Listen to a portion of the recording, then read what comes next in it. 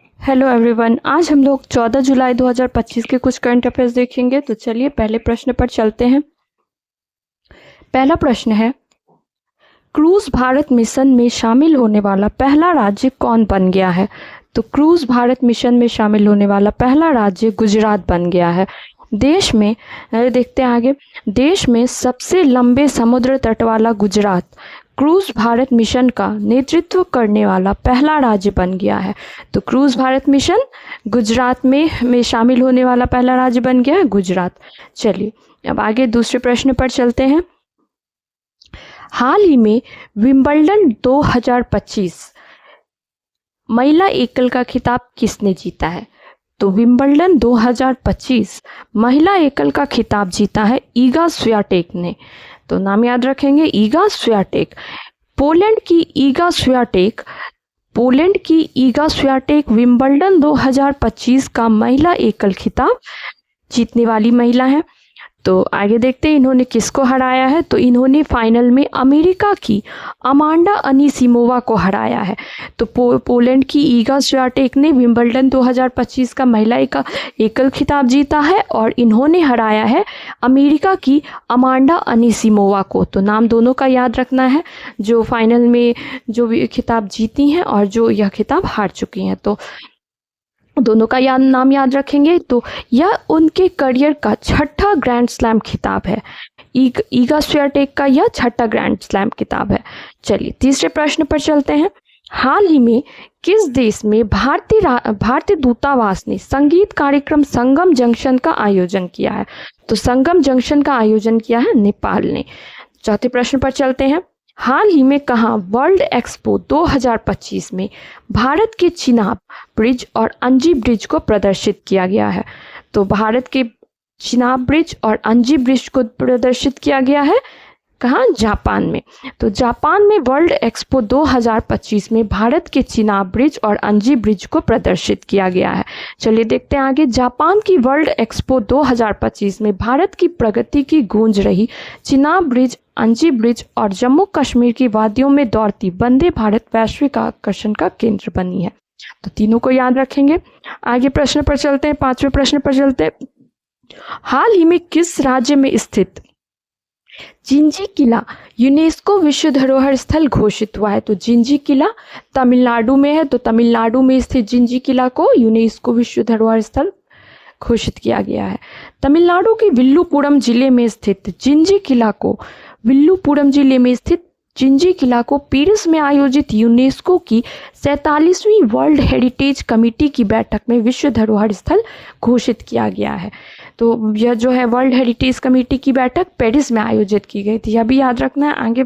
आगे चलते हैं। यह किला मराठा मिलिट्री लैंडस्केप का हिस्सा है, जिसमें 12 किलों को और उनके सांस्कृतिक और ऐतिहासिक महत्व के लिए वैश्विक मान्यता मिली है। तो चलिए आगे प्रश्न पर चलते हैं।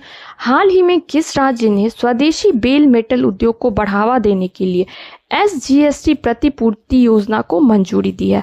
तो यह असम ने दी है। तो असम के सीएम देखेंगे हेमंत बिस्वा शर्मा और गवर्नर होंगे लक्ष्मण आचार्य। तो दोनों का नाम याद रखना है, सीएम और गवर्नर दोनों का। तो असम के गवर्नर हो गए लक्ष्मण आचार्य। आगे बढ़ते हैं सातवें प्रश्न पर। हाल ही में आदिवासी छात्रों को समग्र शिक्षा के लिए कौन सी पहल शुरू की गई? तो यह पहल तलाश पहल थी। तो चलिए देखते हैं आगे। एकलव्य मॉडल आवासीय विद्यालयों के छात्रों में समग्र उत्कृष्टता को बढ़ावा देने के लिए तलाश पहल की शुरू की गई। तलाश का उद्देश्य देश भर में आदिवासी छात्रों की शिक्षा और व्यक्तिगत विकास में सुधार लाना है।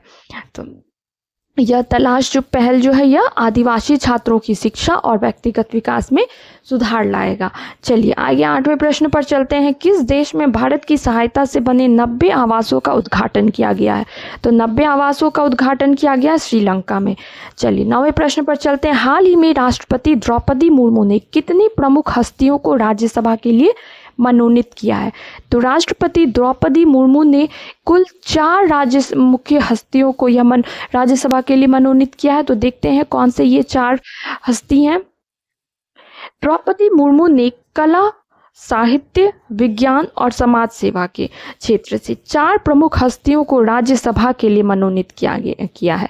तो उनमें 4 लोगों में है उज्ज्वल देवराव निकम जो कि लॉयर हैं, सी सदानंद मास्टे जो कि केरला के सोशल वर्कर हैं, हर्षवर्धन श्रृंगला जो कि फॉर्मर फॉरेन सेक्रेटरी हैं, और डॉक्टर मीनाक्षी जैन जो कि बहुत ही बड़ी इतिहासकार हैं, तो हिस्टोरियन है। चलिए, तो इन चारों का नाम आपको याद रखना है, उज्ज्वल देवराव निकम, सी सदानंद मास्टे, तीसरा है हर्षवर्धन श्रृंगला और चौथा है मीनाक्षी जैन।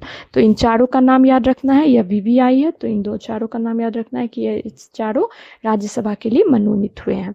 चलिए 10वें प्रश्न पर चलते हैं। हाल ही में किसने विंबलडन 2025 पुरुष एकल खिताब जीता? अभी हम लोगों ने महिला एकल खिताब भी देखा हुआ था जो कि इगा स्वितेका ने जीता है, और विंबलडन पुरुष जीता है जेनिक सिनर ने।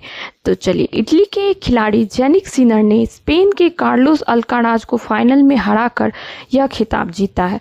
तो इटली के खिलाड़ी हैं जेनिक सिनर, और यह इटली के खिलाड़ी हैं, पहली बार इन्होंने जीत हासिल किया है। तो यह विंबलडन का खिताब जीतने वाले इटली के पहले खिलाड़ी बने हैं। विंबलडन क्या है, अब ये भी देखते हैं। विंबलडन चैंपियनशिप दुनिया का सबसे बड़ा, पुराना और प्रतिष्ठित टेनिस टूर्नामेंट है। यह 4 ग्रैंड स्लैम टूर्नामेंट से एक है जो कि खास के कोर्ट पर खेला जाता है। चलिए आगे देखते हैं। तो टोटल कुल मिलाकर 4 ग्रैंड स्लैम टूर्नामेंट्स होते हैं जो कि ऑस्ट्रेलियन ओपन है, फ्रेंच ओपन है, US ओपन है, और ये चौथा विंबलडन है।